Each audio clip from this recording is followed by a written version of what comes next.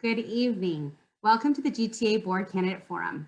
My name is Lindsay Hack. I'm the president of Gilroy Teachers Association, a special education teacher, and a parent of 3 children in Gilroy Unified Schools.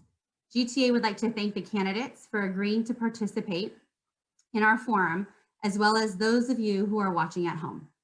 I would like to introduce our moderators this evening. Matt Hungerford is a physics teacher at Gilroy High School, and Dana Wolf is a 6th grade core teacher at South Valley Middle School. Our candidates this evening are Melissa Aguirre and BC Doyle, representing Area 6.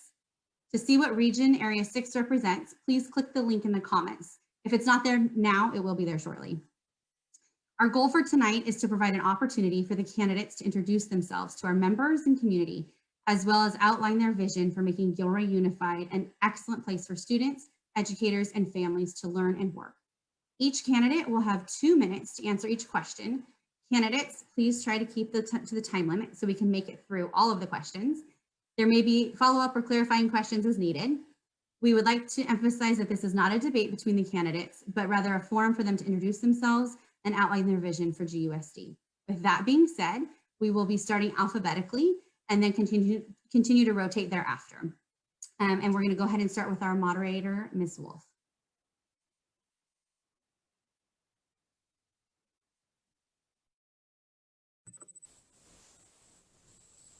Good evening. Candidate Aguirre, tell us about yourself. What particular experiences or skills have prepared you to serve as a Gilroy Unified Board member, and why did you decide to run for the board?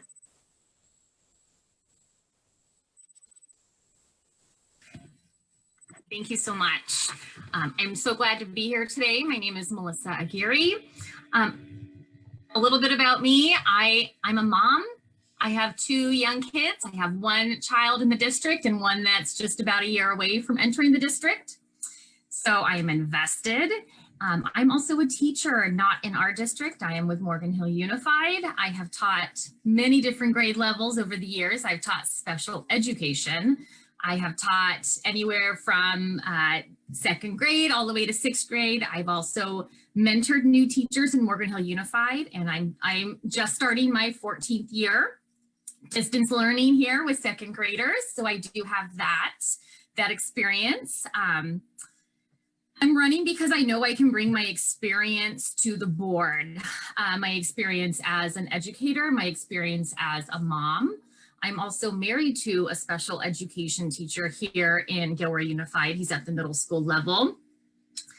I was born and raised here. I went through our school system. I'm a Gilroy High graduate. I had a great experience, and I feel like I can bring all of that experience as a mom, as a teacher into this.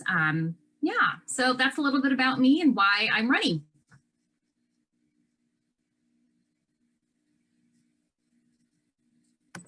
Candidate Doyle, the same question, please.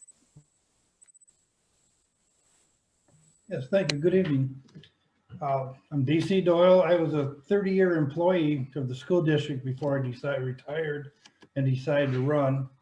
I was born in Michigan, raised there until I joined the Navy at the age of 16.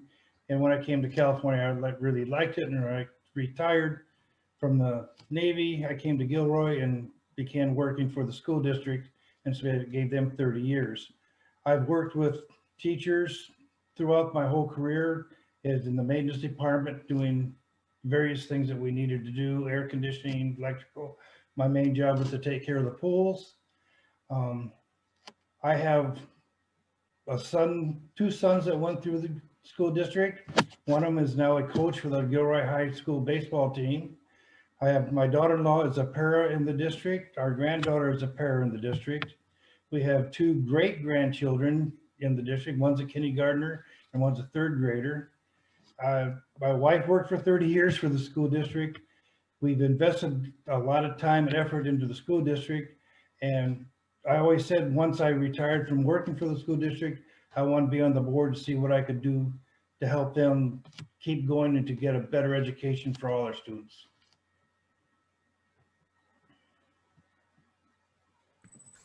Thank you. Okay, candidate Doyle, we'll continue with you here. Second question, What is a board member's role and responsibility, and how does that role differ from the role of the superintendent or administration? Okay, I have notes, so I hope you don't mind if I look over every once in a while. Okay, the role and responsibility of a board member is just to oversee the workings of the school district. That includes the budget, new construction, remodeling, new textbooks for old and new classes, uh, and keeping up with the everyday runnings of the school district. We only have one employee, and that is the superintendent. She answers to us, and she is the only one we can give directive to. The superintendent is, like I said, in charge of everything, and she has to answer to us along with the assistant superintendents and the administration, who all have different jobs and different duties that they have to perform. And if we ever have any questions, we go through the district superintendent, and she will give us the answers that we need. But our main thing is though, is to make sure that we keep the gears well greased and everything runs smooth for a great education. Thank you. Candidate Aguirre, the same question. Hi there. So what is the board member's role and responsibility, and how does that role differ from superintendent and administration? I think I'll start with the role of a board member differs in the sense that we're not dealing with the day-to-day operations of school sites, that we're doing more of the other tasks, helping approve the budget and making decisions that together as a body. Also other things I know the board does is weighing in on educational decisions. Like I know the board looks into expelled students and those kinds of issues and programs through the eyes of the budget. And also as a board member, I would be visible on campus. I know that Area 6 definitely covers El Roble School. I am definitely visible there, and I would do my best to be visible at other campuses in my area.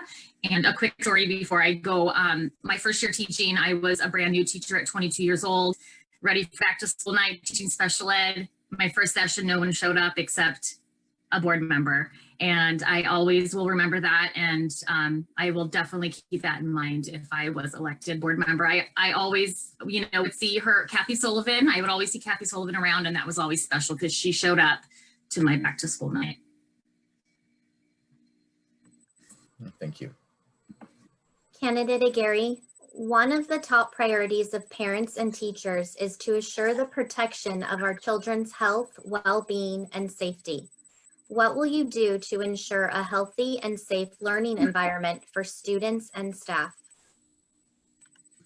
Thank you. It's a very, very good question. It's a very deep question. And I think number one, I know that mental well-being is definitely a big conversation that's being had right now in society and in our school districts. So what can we do as a body to support mental health? What is being done? What can be done? What can be done differently? And really looking at collecting data and looking at different programs that are already in place. Students, and another thing, just being a teacher and being in the trenches and knowing what it's like to be in those shoes. One of the things that I know I will bring to this is, are the students in our district's needs being met day to day?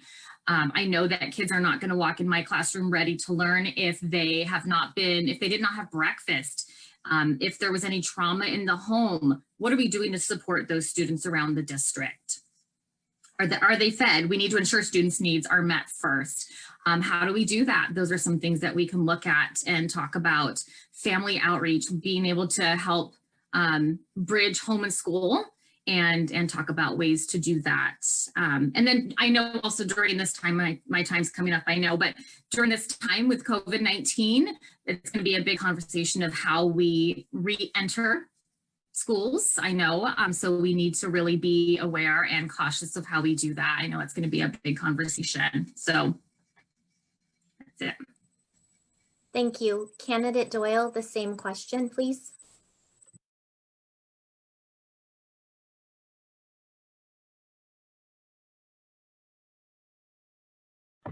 Sorry, I forgot I was muted.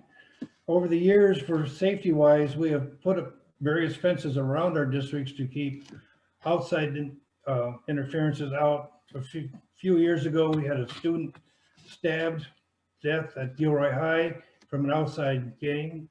That promoted a lot of our fences and a lot of our safety features. We have special locks to make sure that the teachers and students can, or the teachers especially, can lock themselves in and nobody else can get in there, no matter who it is. Not even another administrator can unlock that door unless they unlock it from the inside. We've gone extra trainings for our campus supervisors. And again, you know, we keep putting up, every time we find a spot that we think we need more safety, we add cameras or gate locks or new gates. In the classrooms, we're doing everything that's in our power to make sure the teachers can keep themselves safe no matter what is happening on the outside. And as we go on today with our new virus that seems to be attacking us, we've already started buying multi cases of disinfectant for the classrooms. We're buying hand sanitizers for every entrance to every room in the school district. Gloves, masks, all the personal protection devices that we can.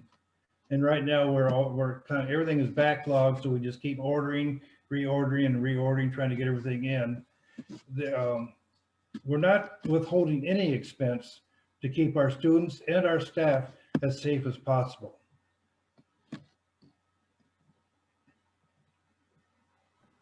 Thank you. Okay, for the fourth question, candidate Doyle, will continue with you. Manageable class sizes are essential for a teacher to be able to deliver effective instruction and build strong relationships. In your opinion, what should be the class sizes for kindergarten, fourth grade, middle school, and high school in order to ensure effective instruction? I believe class sizes should be much smaller than they are. I can't give you an exact number because our class sizes are dedicated by population. The more students we have coming into the schools, the larger our class sizes have to be. I would like to, personally would like to see smaller class sizes. Like I said, I went to a Catholic school. We had 15 kids in a class. Right now, I think most of our classes are in the 30s, and that's just too many students for one teacher to get to. They can't teach and keep control of that many students, especially in the lower grades. And then in high school, there's always different challenges. So if I personally could, I would dedicate every cent we had to add more classrooms, more teachers, and have smaller class sizes. But unfortunately, because of our tax bases and what our population is demanding right now, we just can't do that. But we will work on it in the future. Thank you. Candidate Aguirre, same question for you. Thank you. Mr. Doyle, I feel the same way. I definitely agree with you. Being a teacher, the smaller the better. And I do know that from personal experience. Like I mentioned previously, my first year teaching was special ed. The caseloads there are different. I had 13 kids, which is, that's plenty for special ed. When I transferred to general education, I taught second grade my very first year. And it was still when we had a specific funding for class size reduction in Morgan Hill Unified, and I had 20 second graders. I felt like I was a very effective teacher that year, even as I was like a brand new teacher and still trying to figure out this education world. 20 was such a magical number. And now I teach second grade part-time and I have 27. I still love every day that I'm with my students, even if it's on Zoom, but it's definitely a different experience. I had 27 last year also teaching second grade in the classroom, and 7 kids makes a huge difference. So to answer the question, I would love to see at least TK to second grade or third grade go back to 20 students. I know it's definitely a money issue and it's a contractual issue, but really having lived it, I know what that feels like as a teacher. And I also know what it feels like on the other end of being packed with students. So 20, I would love to see for kinder. And fourth grade, it's so hard to put a number on it, but gosh, 24 would be amazing. They're slightly more independent with different needs. So maybe 24 would be doable. And I know middle and high school is a whole different world, but I would love to see not more than 30 kids in a class ever. But I know that has a lot to do with funding.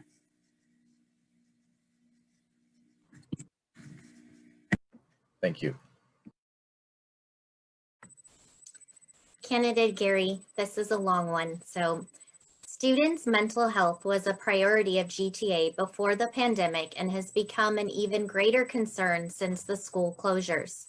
Currently, Gilroy Unified employs psychologists, therapists, counselors, nurses, and academic coordinators to help support students with their mental health. Unfortunately, their caseloads are very high, and this makes it difficult for them to reach every student. For example, a school psychologist caseload can be as high as 1,700 students. Do you support lowering the caseloads of these educators so that they are better able to meet the mental health needs of our students? Why or why not? Thank you. That is a really good question. I know it's very deep and it goes very deep. First and foremost, absolutely, we do need more support.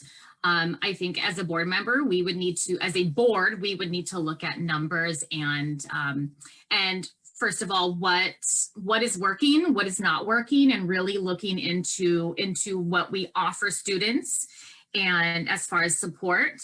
But there should never be 1,700 on a caseload for a counselor or a therapist.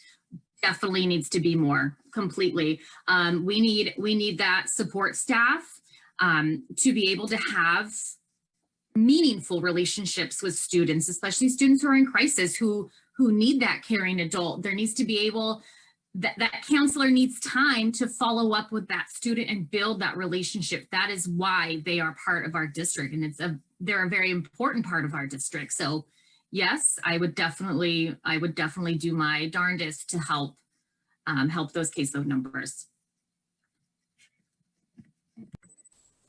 Thank you. Candidate Doyle, the same question. Yes, I definitely support smaller numbers, but everything revolves around money. Unfortunately, the special ed program eats up a very large portion of the general budget. And we get very little support from the state and federal for all the different areas that they want us to cover. They say, do this, do that, but they give us no support, no financial support. And counselors are very expensive. They come in with their degrees, and they're very well sought after from just about every district around. So if we can find one, we have to pay them what they demand almost. And our budget is not at the point to where we can do that successfully, hiring more counselors. If hopefully in the future, we can do this, we can arrange a way through our budget to hire at least enough counselors to where we can cut that 1,700 down to a third anyway per counselor. Special needs students are very special, especially to me. I have, like I say, my daughter-in-law and my granddaughter are both paras working with them. And I would like to see the sizes reduced in all their efforts. Thank you. Again, candidate Doyle, we will continue with you here. School districts in California, including Gilroy Unified, provide public education to the most diverse student population in the nation. Do you believe this district has made adequate provisions for the education of our English learners, students of color, students with special needs, and gifted students? Please explain. And do you have specific suggestions for improvement? Yes, I do believe the district is making adequate strides to ensure a quality education for all our students, no matter race, color, really whatever. We're, I know for a fact we're doing the best we can at the moment. We do have for our English learners, we have dual immersion schools. And we also offer adult education classes in the evenings through adult ed for uh, English learners to participate in. And most of our teachers work with the students if they are English learners to make sure that they understand what is going on, what their lessons are. I'm sure, I'm very proud of our teachers in Aguirre Unified.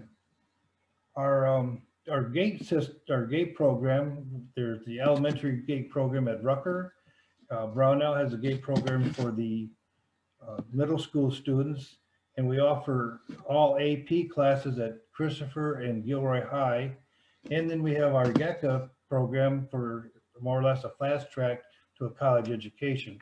So our students who really strive to do better, we do have opportunities for them, and we make sure that we give them every effort so that they can use what we have to offer. There's always room for improvement.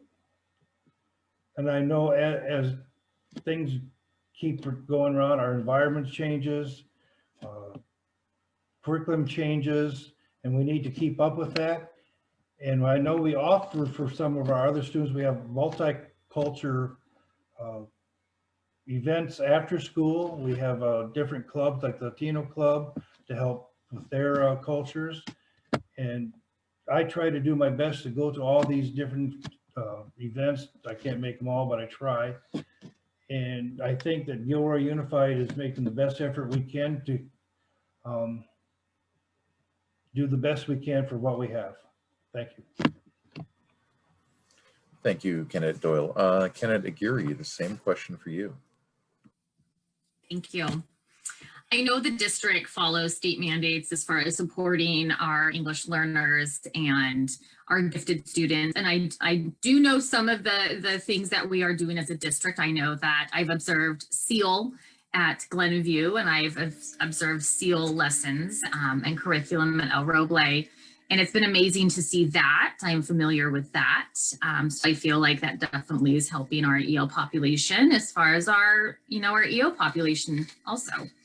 I feel like if I was elected, I would definitely have to immerse myself in really understanding what pieces are out there to this puzzle. I would absolutely be a learner and talk to various stakeholders in this whole puzzle and figure out how are we best supporting our ELs? How are we best supporting our students that need advanced placement courses, and how is the GATE program doing at the elementary level, and how is the GATE program doing at the middle school level?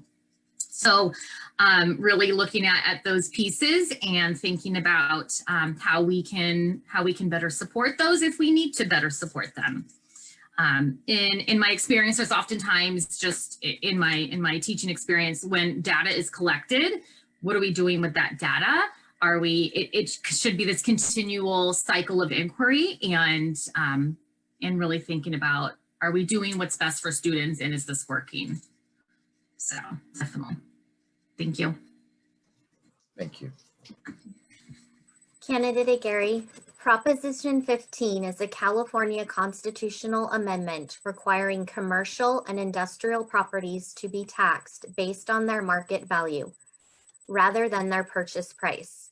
This proposition would provide approximately $7 million in new ongoing funding to Gilroy Unified. Do you endorse Prop 15, Schools and Communities First? Why or why not? Thank you so much. I'm going to first start by saying yes, absolutely. Let's do it. We need to do this. Talking to some teacher friends recently, we're talking about Prop 15, and it can be really deceiving when you go online and you Google Prop 15. There's a lot of propaganda out there that's definitely misleading. So what I did was go directly to the bill itself and truly get into the language and think about how this would affect me as a parent. How would this affect me as a homeowner? Because quality of life is definitely important. We need to be able to afford to live in Gilroy. My husband and I both being teachers, and I think that's a different point of view that I can bring to the board is, being able to keep our teachers here. That's a whole different thing, but I wanted to make sure it wasn't going to affect that. So yes, absolutely.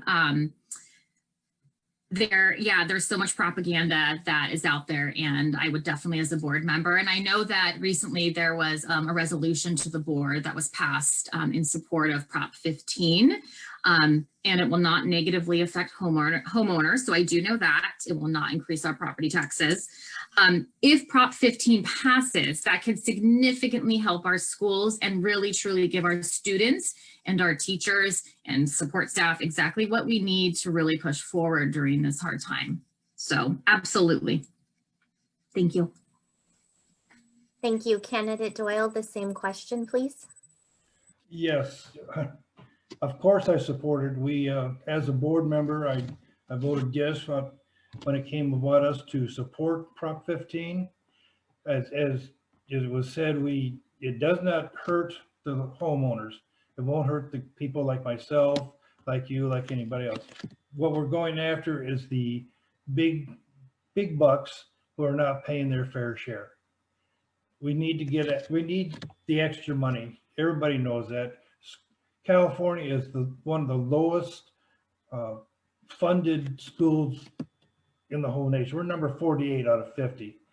Any penny we can get from anybody that needs to pay their fair share, I'm all for it. Yes, 15 is going to be a good proposition. It will help the schools a whole lot, and I can do nothing but support it. Thank you. Okay, Candidate Doyle. Gilroy Unified School District educators are some of the worst compensated in the county, and this contributes to 20% of our educators leaving the district every year, which negatively affects our students. Do you believe Gilroy educators should be paid a living wage? If so, what specifically will you do to ensure they are compensated more fairly? Well, I definitely believe teachers need to be paid more, but Gilroy, unfortunately, our tax basis is much lower than everybody else around us.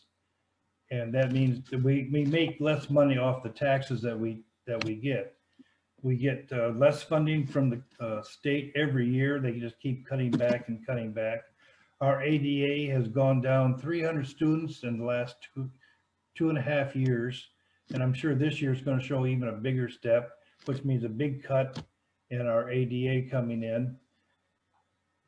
As a board member, I think if you can watch, I've always fought to keep the cuts out of the classrooms. You know, every time they come up with a cut, let's cut this and let's cut that. And the first thing they want to cut is staff, teachers, classified paras. I've always fought against laying off any staff member, no matter which union they belong to. If I could, I would go out and win the lottery and give the schools more money. Our teachers do need more money, as long as our paras are some of the lowest paid. Our classified staff is very low paid, and I wish we could come up with more money to pay the teachers and to keep our good teachers here. And you know, we work with Alvaro, our assistant superintendent, the best we can to ensure that we can do the best we can with what monies we have. Thank you. Thank you. Candidate Aguirre, same question for you. Thank you. Absolutely. I do think, I know a lot of it is funding issues, and we all wish we could pay our teachers more. With a 20% of our teachers that we're not able to retain every year, that's a huge number. We need to do our very best as a board to do what we can to keep our highly qualified teachers. We need consistency. Students need consistency. We need to keep our teachers. What can we do to do that? there's a few different things. One of them is compensate them maybe a little more fairly. Absolutely. Pay them a living wage so they can afford to live here. We want teachers to be able to afford to live in our community. I do know plenty that cannot afford to live here and have to commute in from elsewhere. And I think it definitely changes a school climate when a teacher is able to be part of the community they live, part of the community that they teach in, be on campus at different events, be here. They should be able to afford to live here. So fair salaries, impressive benefits, and I have a really strong opinion about teacher support. What are we doing for teacher support? How can we support our teachers better? How can we mentor new teachers better to keep them, right? So definitely, I know it comes down to cuts in money, but I would do my darndest to help better compensate teachers for sure. Thank you. Candidate Aguirre, the state requires that school districts maintain a reserve of at least 3%. Gilroy Unified has a self-imposed minimum reserve requirement of 7%, but currently has a reserve more than twice that at 16.8%. Since the Great Recession, Gilroy Unified's reserve has grown from 7% to 16.8%, which is an increase of $16.4 million. While the reserve grew, educator salaries in Gilroy steadily decreased as a percentage of the district's total expenditures, their outgoing.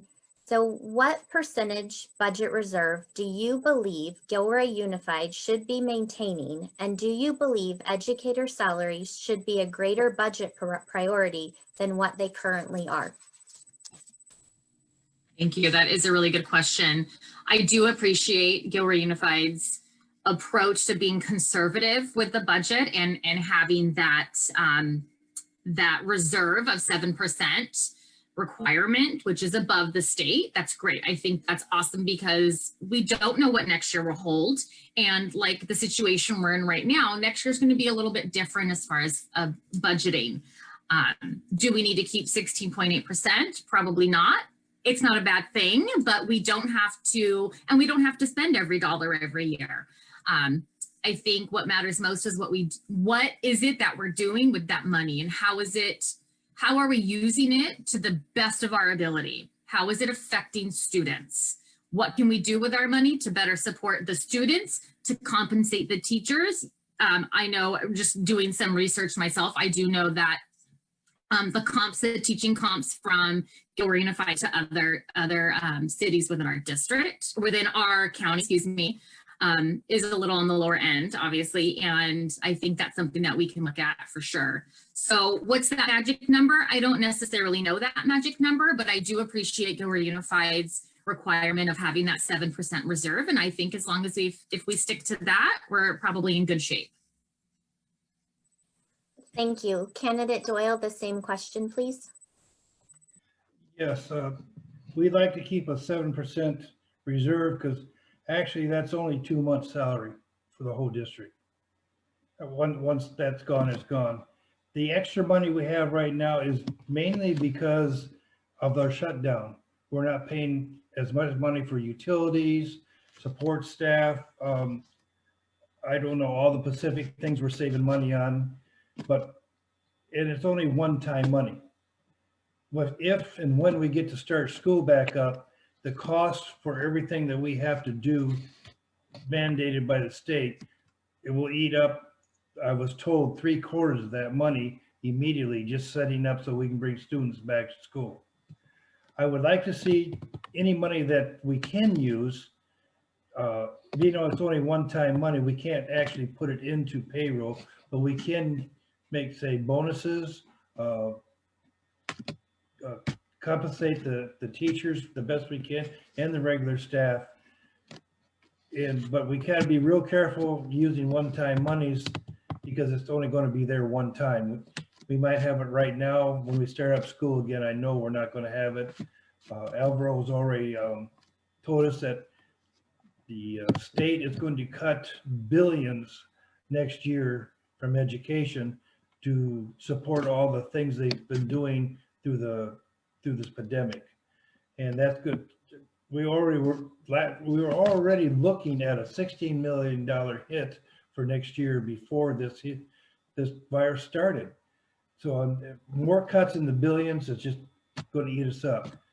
Hopefully we'll be okay with the 7% that we have and the extra monies that we need to set up the schools and get them going. And hopefully we'll have a little left over to compensate our staff. Thank you. Thank you. Okay, the last of our scheduled questions here. Candidate Doyle, why should the Gilroy Teachers Association consider you for an endorsement? Over the 30 years that I was in the school district, I've worked closely with the teachers. There were several different things that sometimes teachers just needed extra that only the maintenance department could do. I was a coach for volleyball, water polo. So I got to know a lot of the teachers. I also worked, when I was president of CSEA, I worked very closely with Michelle Nelson, who was the GTA president at the time. And we worked real hard to make sure that there was equal opportunity for teachers and support staff, and to make sure that the district didn't try to separate us. At one time, they kept the two unions fighting with each other. We put an end to that. I'm very happy to work with Michelle. I know, being in the trenches, I saw what the teachers have to go through. I know where they're at. I wish there was more as a board member I could do for them. But as a board member, I can guarantee you that I will always fight to make sure their staff is not laid off. That's what usually seems like the school district's first thing they want to do is lay off staff. I want to keep all layoffs away from the classroom, and I want to keep it away from our support staff. And I think if I can get your endorsement and I can get reelected to the board, I can help keep this district running on a real smooth road to provide a better education for our students and a safe and reasonable place for our staff to work at. Thank you. Candidate Aguirre, the same question for you. Thank you. So why should GTA endorse me? It's a big question. I know what it feels like to be in that classroom. I know what it feels like to be here. This is where I teach second graders 2 days a week. This is where my son goes to first grade class in my little makeshift classroom office at home. I know what it's like. And I definitely think I can bring that lens. I also have had a lot of training in my 14 years, training on the topic of equity and really fighting for what matters and fighting for inclusion and fighting for doing what's best for our students, and really that being that first lens that we see things with in decision making. And the children of our community deserve that. We can do better. We can always do better. And every district can say that. But I think I can definitely bring that lens of, what can we do to make things better? And our community deserves that. So I'm a mom. I get it. I get what parents are going through, and I know what it feels like to be in those trenches. Thank you. Thank you. Great. Well, with that, we are all done. Thank you so very much to both of our candidates as well as our moderators. We really, really appreciate your time. Have a wonderful evening, everyone. Thank you for your invitation. I appreciate it. Thank you. Thank you so much for having me.